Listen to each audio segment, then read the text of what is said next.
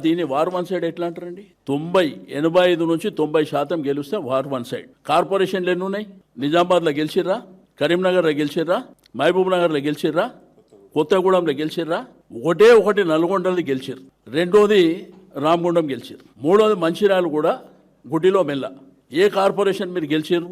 ప్రజాపాలన, అద్భుతమైనటువంటి పాలన, అందరినీ మా క్యాండిడేట్లను దొంగతనంగా ఎత్తుకపోయి విచ్చలవిడిగా డబ్బులు ఇచ్చి పోలీసులు అడ్డు పెట్టుకొని రాజ్యం చేసేటువంటి మీరు దీన్ని వారు వన్ సైడ్ ఎట్లేస్తుందో చూపించే టీవీలు కానీ రాసే పేపర్లు కూడా మీరు ఆలోచన చేయవలసినటువంటి అవసరం ఉంది. కొత్తగూడెం మేజర్ కార్పొరేషన్ కదా, ఎన్ని వచ్చినాయి?